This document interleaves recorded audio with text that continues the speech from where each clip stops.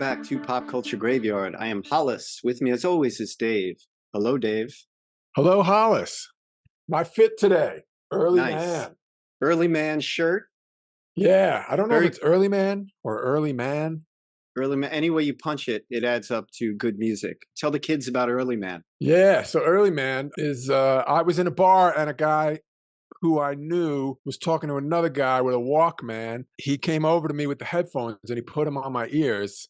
He didn't say a word. He just came over like in a state of shock and put these headphones on my ears, and I listened. And in 15 seconds, I was like, oh my God, I love these guys. And it was Early Man. Early Mike started the band. But mine and your friend, Pete Macy, wound up eventually being in the band. It started as a two-man band.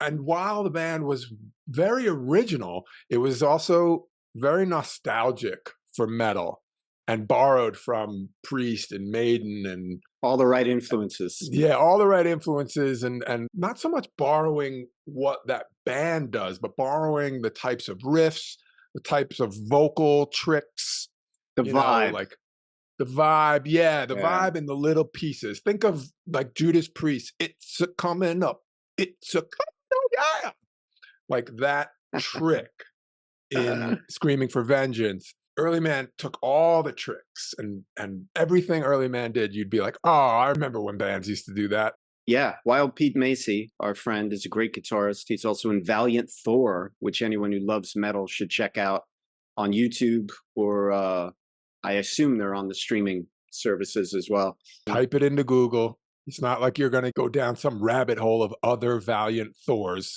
Yeah. Don't they even spell Thor with like 2 R's or something? I think they do, yeah.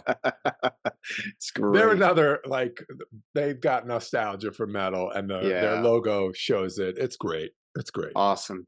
I am rocking the black on black Black Sabbath shirt.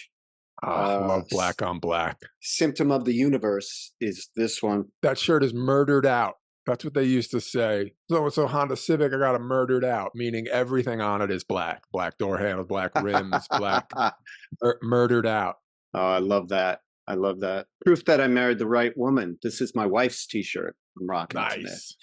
Excellent. Anyway, all of this preamble, you might have guessed, is leading up to this week's movie, which is Metal Lords, which is Dave, your favorite phrase, it is a love letter to heavy metal. And I think that's safe to say, right? Yeah, it's a love letter to heavy metal. Absolutely. And it is directed by Peter Sollett, who previously directed Nick and Nora's Infinite Playlist, which is a fun, goofy comedy with Michael Cera and the gorgeous girl from Two Broke Girls, whose name escapes me right now. And it was written by D.B. Weiss, who is one of the co-creators of HBO's Game of Thrones, based on the George R.R. Martin novels. So this is an interesting left turn for him. Have you seen much Game of Thrones? You know what? This is right on target for someone who did Game of Thrones. It is set in the vicious, brutal world of high school, the unforgiving landscape of high school. There's a connection between Game of Thrones and this movie that people might not make, which is Game of Thrones, actually one episode, maybe more than one episode. I don't know. I never saw Game of Thrones, and I know you've only seen like 1, 2. Yeah. At least you gave it a chance. I didn't even try. Yeah, too brutal for me.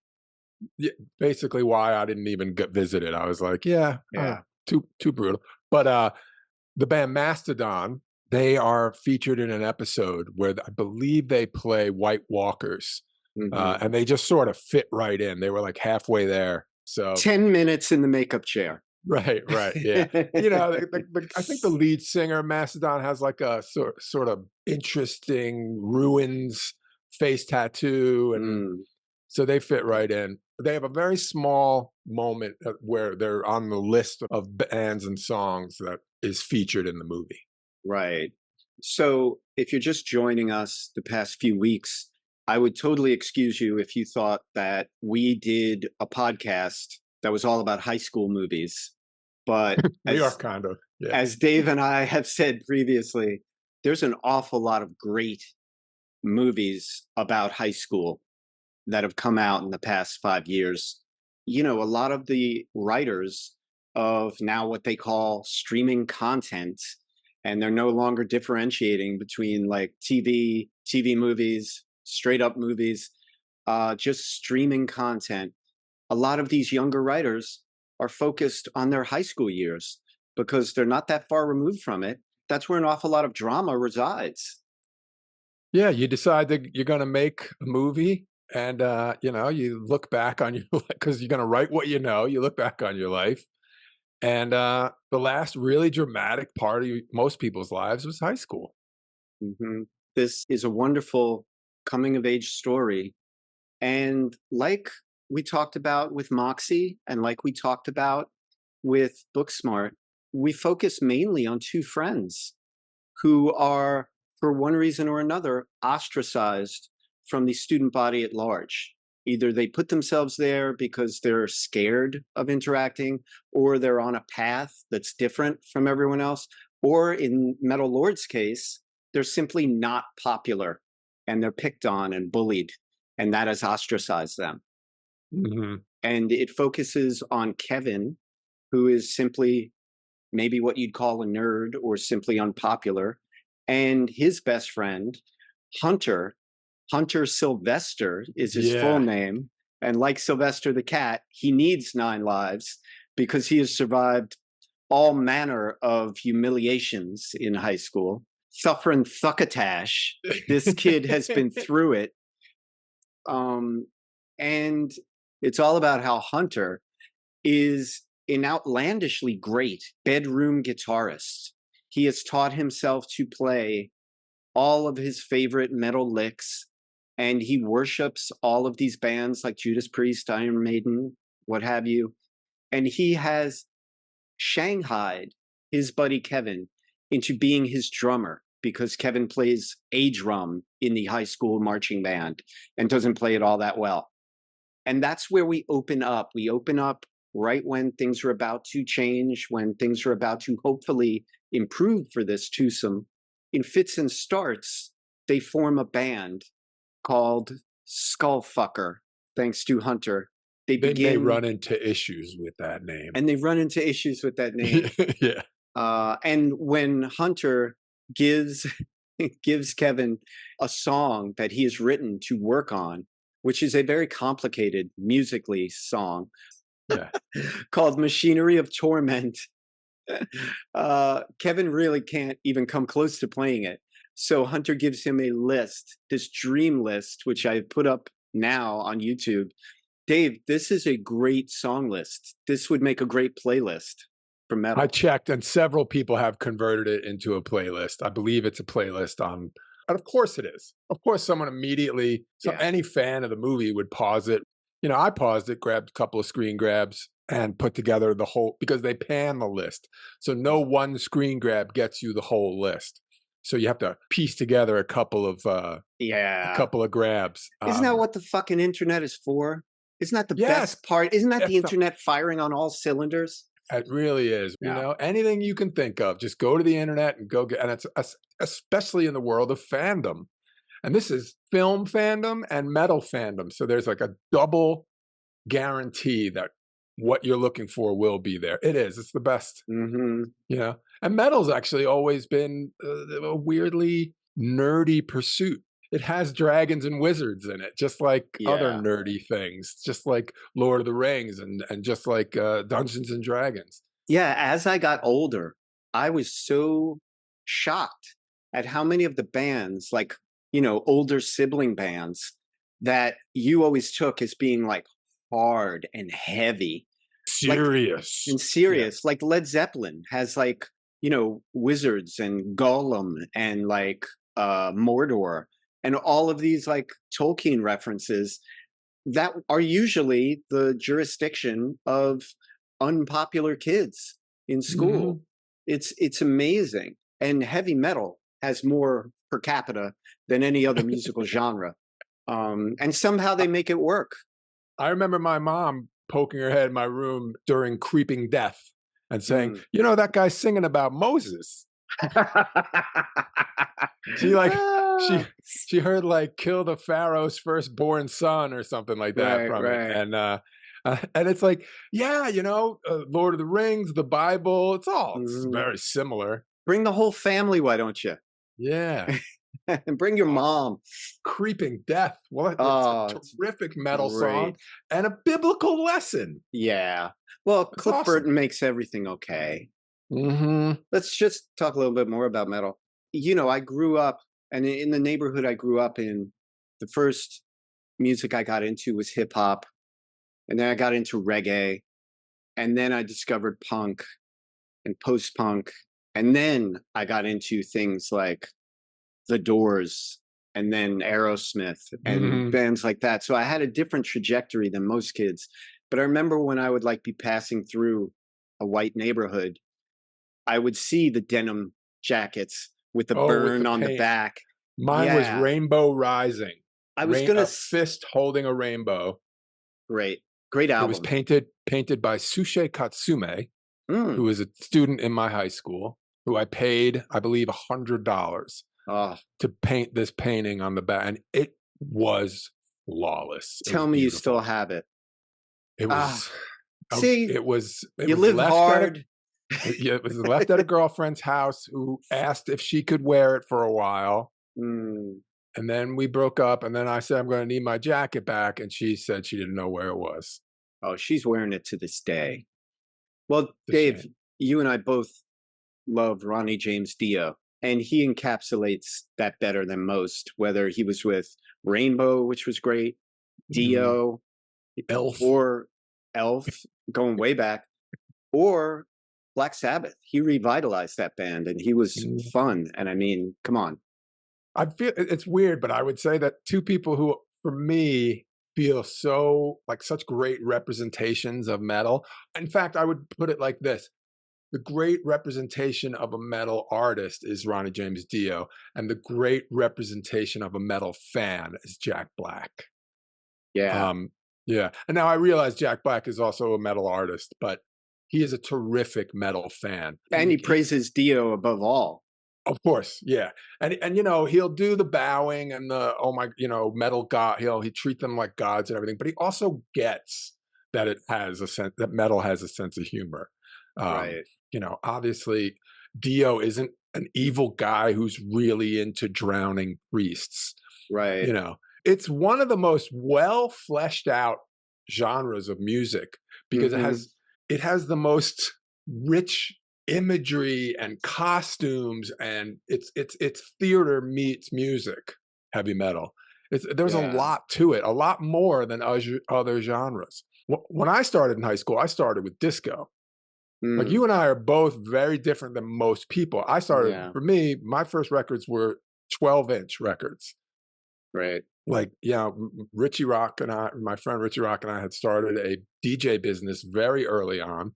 We were mainly buying 12-inch disco records. And 12 inches was a big market back then.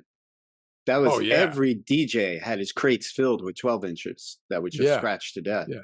And it was basically, the 7.5 minute version on one side and the instrumental 7.5 minute The version edit. on the other side. Yeah, Yeah, yeah. yeah. Sometimes. Yeah. That was almost all they ever were. But then I met metalheads. I'll thank two of them right now, Dave Biz and Joey Viz. They both introduced me to metal, and I quickly loved it. And I'll say this about them too: metalheads never said, "Oh, you listen to disco." Metalheads were like, "Oh yeah, I love the Bee Gees. I love like they immediately." Really? Yeah, I found that metalheads were the most open to other forms of music. Like they were certainly not judgmental about me being into disco. That is not how Hunter is in this movie. Good point. Anything that isn't metal, he Yeah. vehemently hates. And that's because he's coming from a place of weakness and of being intimidated his whole life. And like, whatever you're listening to sucks because I'm not popular and people don't like Yeah, me yeah, and that's pretty I'm good. kicked around. And Yeah. so you have it easier than me. So whatever you like sucks. The funny thing about like metal fans, I think they had a heyday from the early days of Black Sabbath, who were very popular. They Yeah. were on like the Midnight Special. They were at like California Jam. Like they were a big concert draw in the 70s. I think metal's heyday with fans goes from like not even the late 60s, but like the very early 70s through like, I don't know, the mid Monsters 90s. of Rock. Yeah. Yeah. Like Yeah, like ending the with 80s was Monsters, the like, yeah. heyday, I would say. The 80s was the time when you were into metal and you could be popular. Like there were bigger pockets. You could go to a high school and like half the people there liked metal in certain towns, I would say, Mhm. but that is not the case in Metal Lords at the high school they go to. And that is summed up best by the most popular band in their high school, which With the is named perfect name. Mollycoddle. And I think I referred to them when I first talked to you about this as a toothless 311. They Yeah. have Yeah, you mentioned that. no edge to them whatsoever. All of their songs sound vaguely the same. They start in the pocket and they end in the pocket. Yeah. One of the great things is they lose their drummer because he's like a glue sniffer or something. And and Who is that actor? He is he weird and is great. he's spot on. He is like disassociative, he's like sort of Yeah. floating around in all the scenes. He's sleepwalking through the movie. It's almost like they grab somebody on the street. That's what it's like. He's sleepwalking through the movie. Yeah. But yeah, anyway, it's such a great band because the name Mollycoddle could not be more different than Skullfucker. The type of music they play could not be more different than Machinery of Torment and every other song that Hunter will come up with. And yet, the singer could not be more opposite of Hunter, the leader of Skullfucker, because this singer is utterly inclusive, utterly polite, utterly nice. Clay is a real sweet guy. And he's one of those guys, Dave, that we talked about where it all comes easy to him and he's grateful. Yeah. He gets it. He's not one of these guys where it all comes easy to him and he lords it over people. It's like that kid from The Holdovers, the one whose dad comes in the helicopter.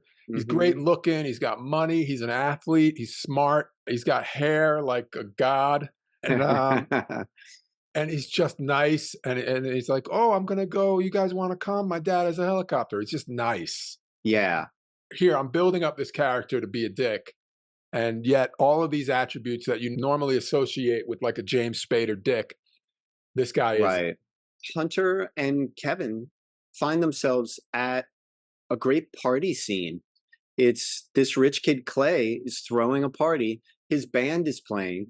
And first of all, I just want to call out some of the lyrics of Mollycoddle. Some of the refrains of their songs are, I want your body, we dem boys, and pop a bottle. And at the end of like the whole sequence where they play, he screams out, GLHS is lit. And that's the high school?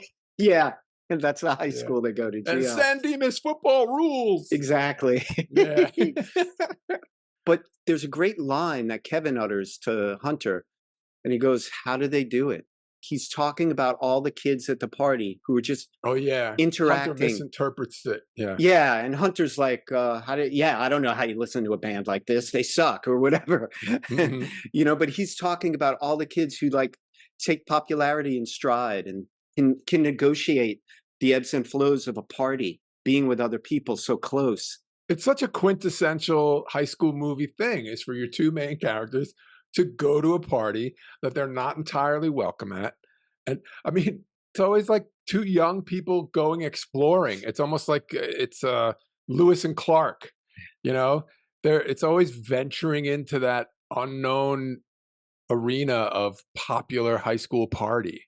Right. And to prove how hard it is to negotiate this party, Kevin finds himself, chugging alcohol. Yeah. And he suddenly feels much more comfortable at the party. So much so that he starts staring at a popular blonde girl who he would never look at. She looks at him and is like, what are you looking at? And he goes, I'm looking at you or whatever. And she's like, why? And he's like, quote unquote, beer muscles, he's got his confidence. Yeah. He begins talking to her and all of a sudden he's got her laughing and we can hear his internal monologue and he's like, I'm talking to a girl. I'm not nervous. Why am I Yeah. like, it's great, you This stuff know? is amazing. Yeah. Yeah. That stuff backfires. And the nice thing is the movie gives you the backfire immediately It does. with a It does. CGI vomit. Yeah. And I Oh, don't know why. Let me just call this out. We talked about how there are some good writers today writing interesting things. I find that most of the writers today, all these young writers who are giving us streaming content, are obsessed with vomit. And I'll mhm. go one further, obsessed with all bodily fluids. And it's this puerile kind of attempt to be provocative or to be edgy or something. Like I'll be enjoying an episode or a season of Fargo or something, and then suddenly it'll become really, really gross, and I'll be like, all right, Mm. I'm out, and then I'll go to another show, and it's more of the same. Bowing out of the scene and making a heaving sound accomplishes everything that needs to be accomplished. This person just threw up. Not only did they go through in this scene, they go through the trouble of showing you the person vomiting, but it's literally digitally added in. It's so obvious too. Yeah, it's such a It's so weird thing to do. badly done, and I Mm, get it. You have to do a second take, maybe a third take, maybe a fourth take. Oh, the boom mic is in shot.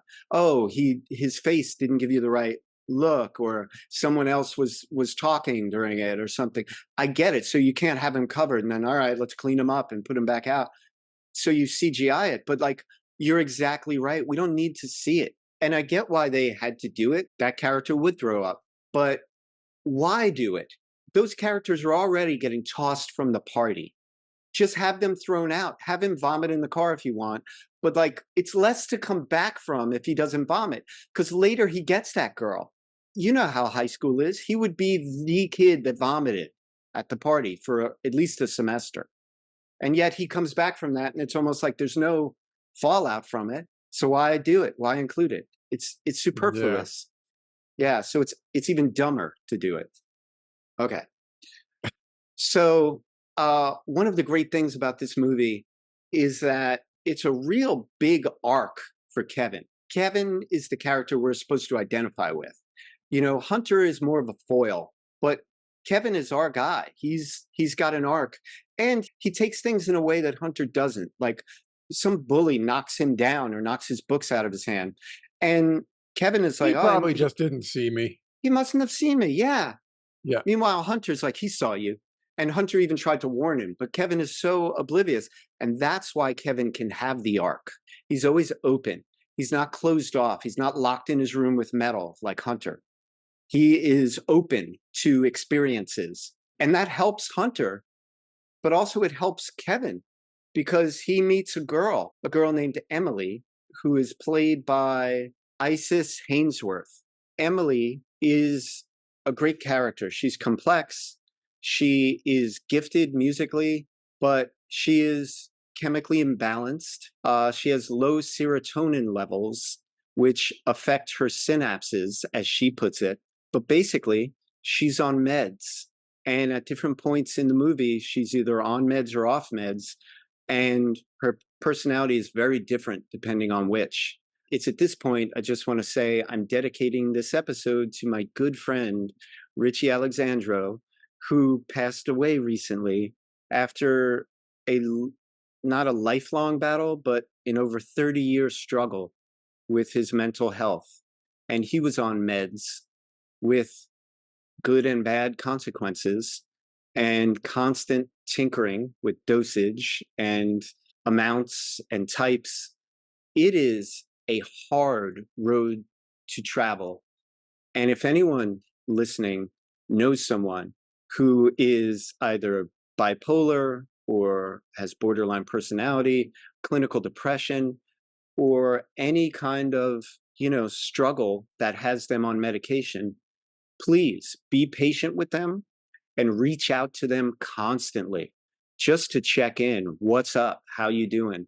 Because it could make all the difference. Well Yeah. said. Thank you, buddy. Uh, so anyway, this is dedicated to Richie. I love you, pal, and I miss you every day. So this character, Emily, we first meet her. She's in the marching band with Kevin, and she has a fit. There's no other way to say it. which has her screaming at her band coach, band leader, the band teacher, the band overseer, overs. overseer, and it's played by Klosterman. Chuck Klosterman, a pop culture writer who writes mostly about music. Dave, you even have a book of his. We both have this book. My sister-in-law gave me Sex, Drugs, and Cocoa Puffs, I believe. Yeah. Yeah. He's a great writer. He is good friends with Bill Simmons. He wrote for Grantland, which is a site I still miss.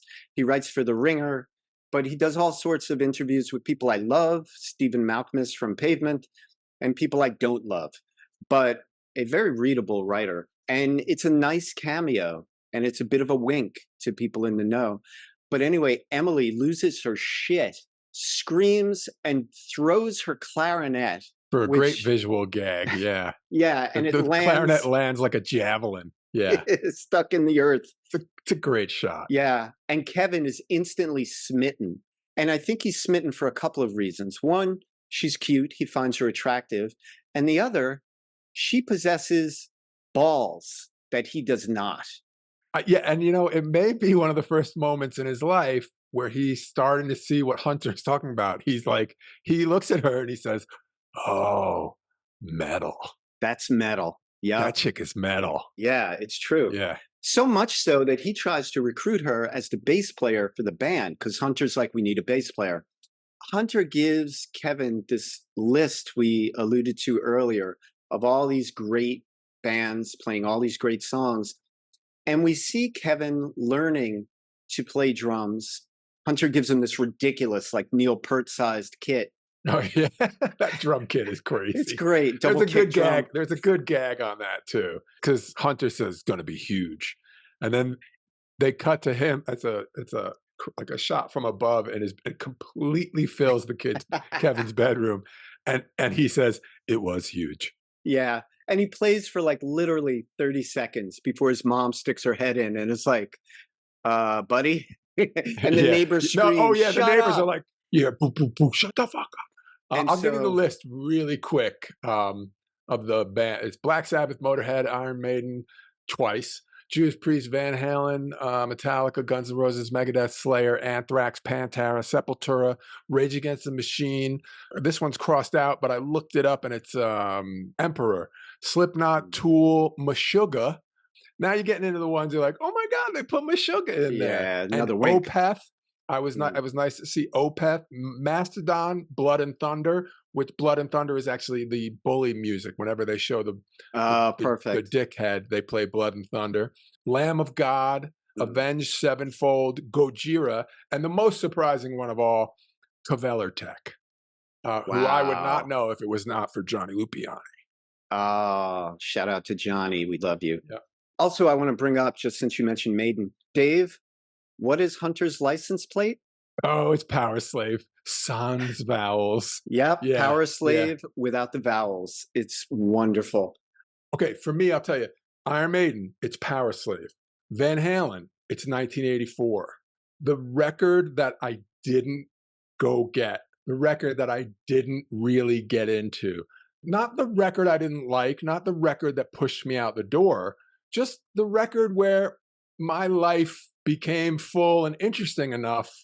You didn't need them. That I didn't get, I didn't listen to Power Slave as much as I listened to the one before it because I was out doing things.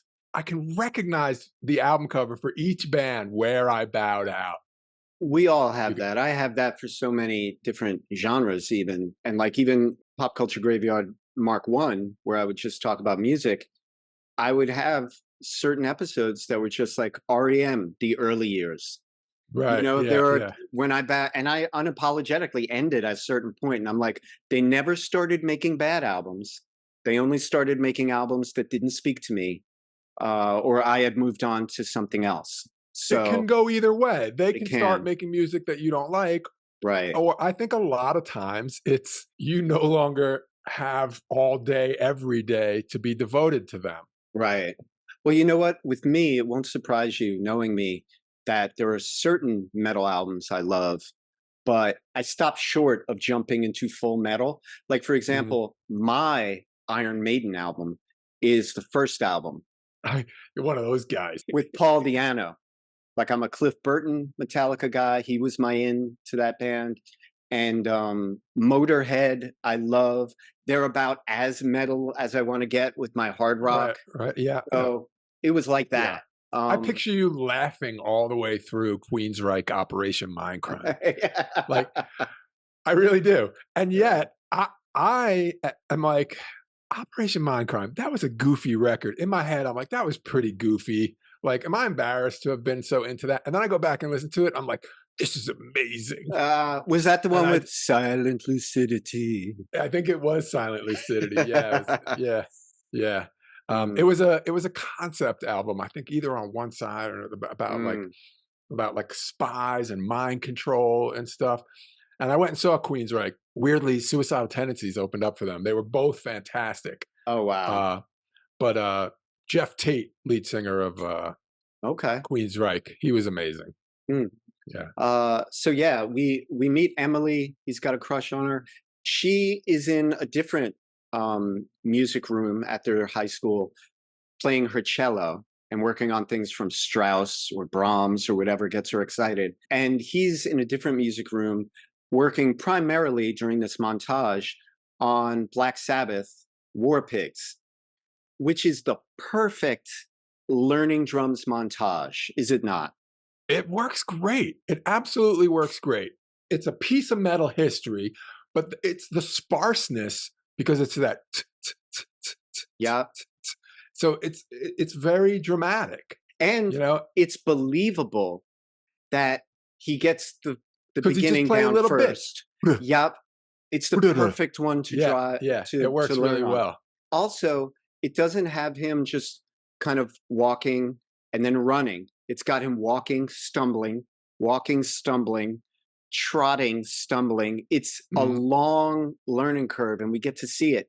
And during his getting better, we're also seeing in that montage him listening to his Walkman and drumming on his lap, which is a real thing. You could look over and see one of those guys who's like, what does that guy do?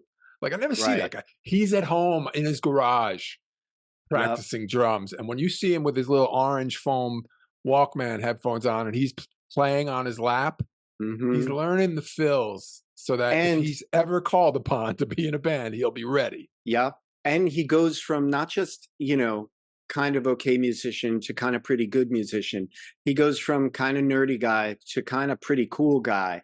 He loses his glasses. His hair gets better. He's wearing boots. Sleeves come off. Sleeves come off. He's got a cut off. He's getting some definition in his arms from playing. Sabbath volume. What's the black? Volume 4, my favorite Sabbath album. He's wearing that black and yellow shirt. Yeah, so which is iconic, even just to graphic artists. That I would have worn that shirt, except I wore it out. It is held together by moths right now. My favorite album. Such a great iconic shot. Yeah, it's a great cover. It's a great iconic shot, but if you were to not treat it with whatever filter they put on it or whatever, you just see Ozzy in some big Elizabethan shirt. Yeah. So it's kind of funny. They make it the coolest thing ever, but I'm sure if you saw the stage shot originally. The shot that the graphic designer who created it used. Because there's nothing left of it. It's just a yellow blob that you happen to know is Ozzy. Right. So while doing that, he comes in, he gives her Ministry of Torment to learn. Not Ministry. I've made that same mistake. Machinery. Oh. I've made it Ministry of Torment and Symphony of Torment. Which are also great names. But it is Machinery. It is Machinery. And Machinery is the best once you hear the lyrics later. It is. It sounds so cool on cello that he wants her to be the bass player.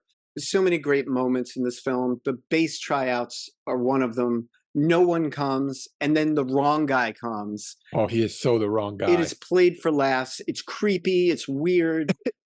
Hunter handles it as well as you can, but it's unworkable. Yeah. Hang on. I will say about that, the one guy who shows up, it's almost like the only thing that guy has gotten from metal is the homoerotic portion of it. Right. Which leads us to the great scene in Hunter's basement. Preface that by saying that Kevin has come to him and said, what about Emily? She plays cello, and I think it works. And Hunter's reaction to that. Hunter says having a cello player instead of a bass player would be completely, quote unquote, gay.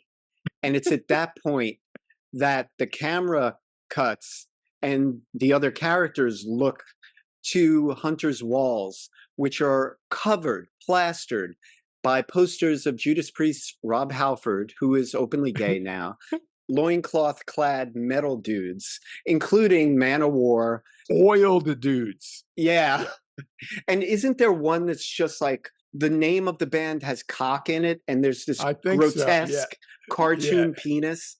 Yeah. And during all that homoerotic imagery, immediately Judas Priest's Grinder comes on. Grinder, looking for meat. Oh. At which for me, I was like, oh, it was a previously unconnected. I was like, oh, Grinder. Like I wonder if the app guys even knew like that they were accidentally making a Judas Priest reference. I would like to think so. But yeah, it hits on many levels now. The app, but also just looking for meat. And looking for it should have been Grinder. Looking for meat? Yeah. Question mark? So that's a great scene. There's a great scene where Hunter does a sort of metal dissertation in the classroom, and he's super confident. He's like getting up in people's faces, including like tough kids. He uses his show and tell presentation basically as an excuse to be mean to Emily. And she cashes that check and basically gives him a black eye and breaks his guitar. His last words are, "Not the guitar." Yeah. Hunter should be a teacher though, because he's so good at tying in like Ulysses with like guitar stuff. It was like Ulysses meets metal meets Yoko Ono, and he tied all this together. It was a pretty impressive scene. And as an actor, I'm sure it wasn't easy because he plays throughout it. Mm-hmm. He plays riffs that sort of accompany the points he's making. Great. Yeah, it's pretty impressive. And you know what? 9 times out of 10, the character of Hunter thinks he's better than he is. This Hunter, actually, he's got a lottery ticket because he is good. And we as an audience can see he's good enough. So it kind of like, you root for him. He's not one of these guys who's fooling himself. We knew those guys in high school who were fooling themselves. And those guys could be just as tenacious about wanting to be, and they might make it. Yeah. They might make, I kind of think that's how Scott Ian got famous. But, oh my God. But he has both tenacity and skill. Right. Yeah. And someone might say like his tenacity is over the top. It makes, he's way too strict about it, whatever. Metal is dedication. Metal is sacrifice. It's like, that guy's probably going to be famous. If that's how he's approaching this and he's good at it. Yeah. Like he's going to make it. Yeah. He says many times to Kevin, metal is commitment. But he mostly says it to Kevin anytime Kevin wants to do something on his own. And so Hunter's really talking about their friendship, and he doesn't have the vocabulary yet at that age to say to Kevin, I'm really fucking lonely. You're my only friend. You can't leave me. You can't get a girlfriend. You can't leave me behind and get popular. Metal is commitment. He means you need to be in this friendship, and I don't want to do those things. So you have to be here with me in my room. Like, yeah. So, and he's a dick about it. I mean, his social skills suck. Yeah. He obviously came from his dad's a dick. His mom is gone. He's got it rough, like the character in Moxie. He's a child of divorce. He's got a lot of anger he hasn't dealt with. He can't be angry at the people he wants to be angry at. So he's angry at the few people who he can be angry at. And it all ends up with a very sad existence. Yeah, he was either going to be a metalhead or a comedian. Oh, God, ain't that the fucking truth? Let's bring it home, Dave. Let's each bring up our favorite scenes. My favorite scene is Hunter and a character named Robbie, who I believe suffers from Down syndrome, but it's some sort of similar ailment. And they're on the bleachers talking. And even throughout, like he has a little, what's up, Robbie kind of relationship with him. Yeah, And what does Robbie always respond? hail Satan. Yeah, with And a he hard goes, T, it's very nice. sup, Robbie. And Yeah, it's it's really nice. beautiful. But then after Hunter kind of loses his friend, he says to Robbie, like, do you get sad sometimes? How do you deal with it? Like, and he's like, yeah, I get sad sometimes. And he's like, you know why you get sad, Robbie? Because you feel invisible. You feel like you're nothing, and you're not nothing. You're something. He's talking to Robbie, but he's also talking to himself. But Obviously, yeah. but he says, you're something. And Robbie goes, I'm Robbie, very matter of factly. And he Great goes, answer. and Hunter goes, fuck yeah, you are. Yeah. I love that. It's really good. He's a good, and he like puts his arm around him, like, and that is why Hunter is worth saving. And that is Yeah. why Hunter is worth being friends with, and why Hunter deserves to make it. It's the two of them. No one's watching. It's in this vacuum where you can actually see who Hunter is. He's a very good person. It's so hard to cover everything. You know, we haven't I know. mentioned Troy Nix, The lead guitarist. the lead guitarist from Kiloton, Great which is name. a great metal band name. I can't believe it hasn't been used. Played by Joe Manganiello. He's terrific, and this is one of the great roles for him. He is the doctor at a place where they send kids who are not doing well. In my town, it was called Daytop, and in like 5 or 6 towns. If you were a kid screwing up bad enough, you ended up at Daytop. Hey, where's Greg? Greg's gonna be at Daytop for a few months. You know, Tom Morello had a lot to do with this movie. He was a big producer on it. That's one of the reasons he's in it and terrible in it. Yeah. Along with Kirk Hammett and Scott Ian and Rob Halford, all of which fail to act well. Yeah, they have a cameo at a hot tub, and they are all stiff and horrible. I don't know, so that the junket would be more interesting. You could mention Well, those guys. they thought they were a value add street cred wise, but in fact, it just takes you out of the movie for absolutely no reason. Yeah, and the Avenged Sevenfold fans and the newer metal fans had to be like, "Who the hell are those guys? What is going on here?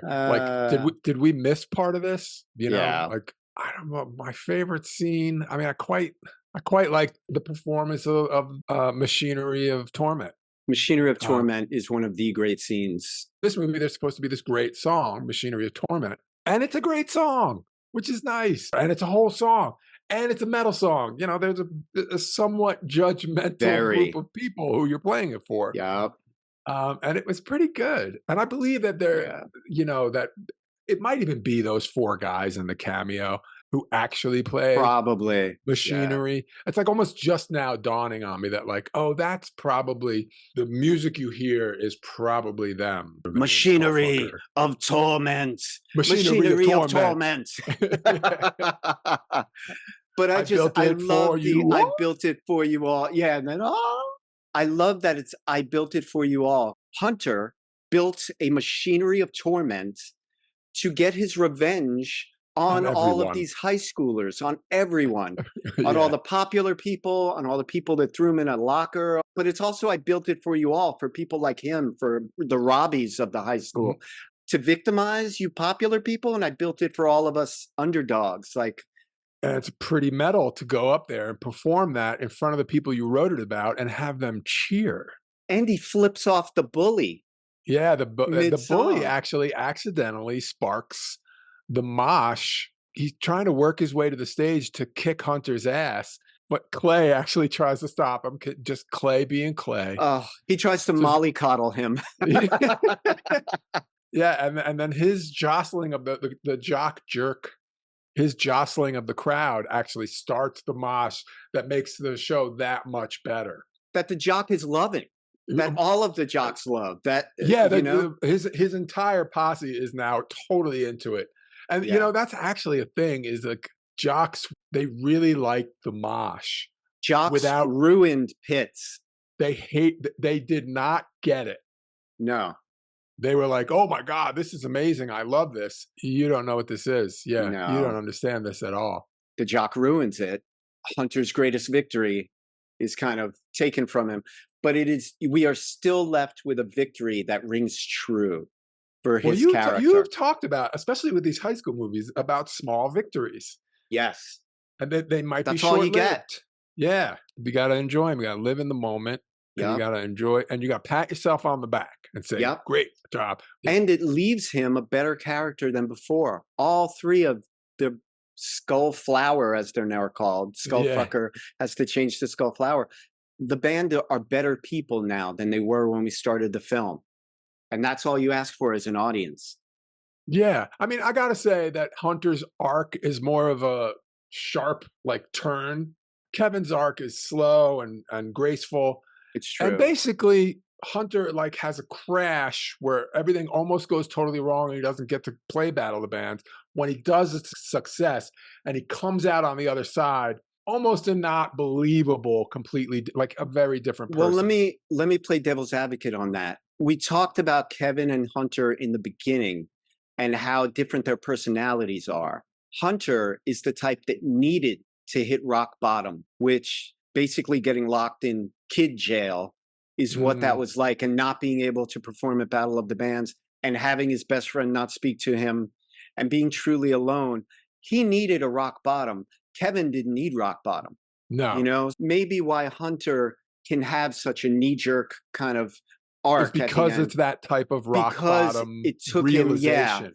Him, he had a moment of clarity. That works totally fine for me. Yeah, and he comes out of it like thanking Clay for being so nice and understanding and saying, you guys are pretty good.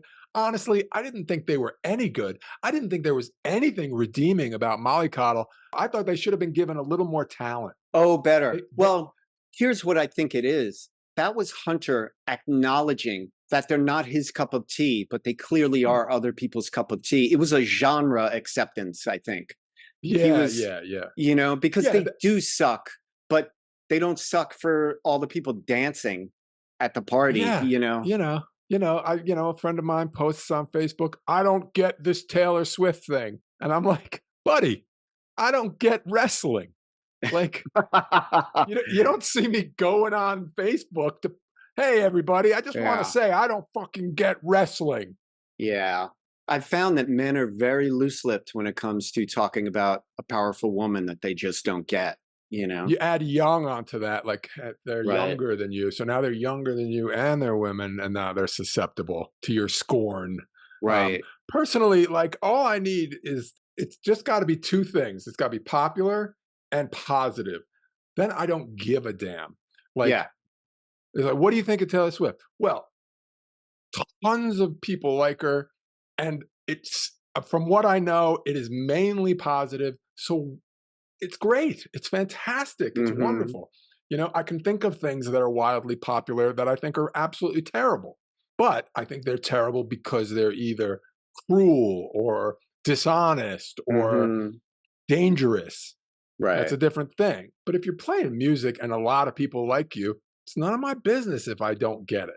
You know how many people heard Devo and said, like, I don't get it, man. Oh my God, my beloved Devo. Yeah, totally. Yeah, I mean, but it's a good example because, you know, you might watch them do Satisfaction on Saturday Night Live and go, are they for real? Is this a skit? I think it's the best performance of Satisfaction ever done. Anyone who wants to see Devo firing on all cylinders in their prime should check out their guest spot on Saturday Night Live's rival show, Fridays. And they are just tremendous.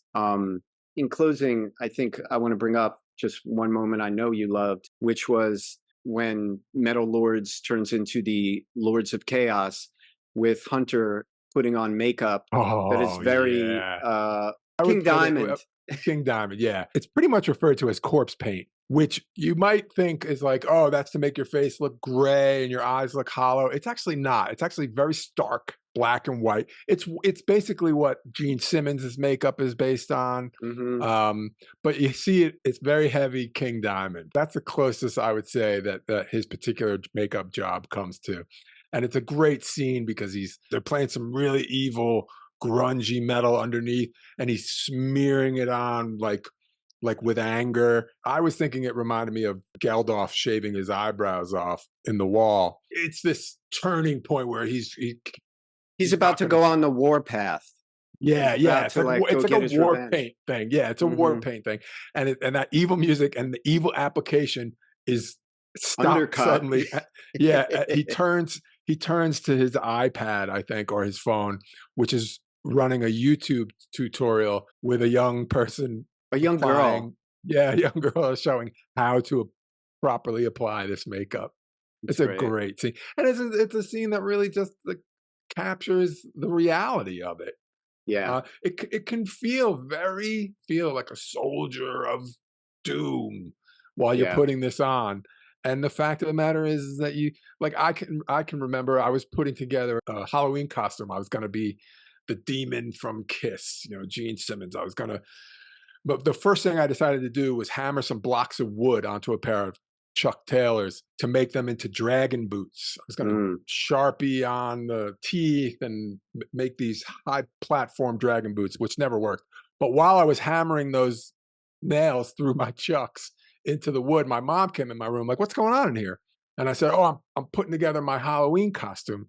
She said, "Well, what are you hammering?" I said, "Oh, I'm making high heels for these platform shoes."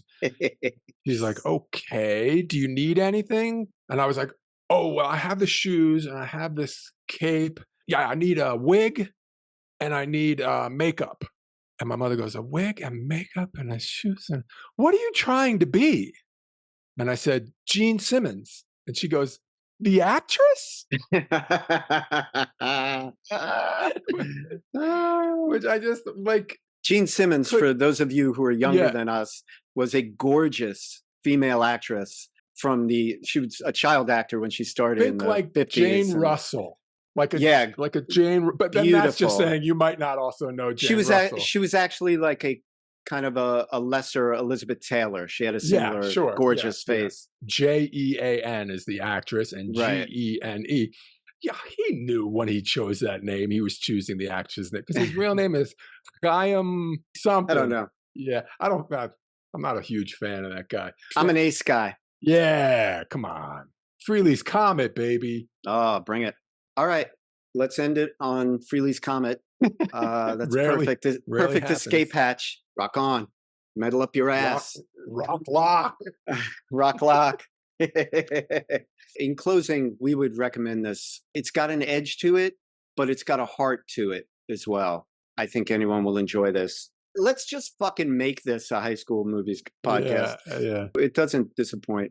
All right, buddy. Good work. You too, man. Hollis and Dave would like to thank you for enjoying Pop Culture Graveyard.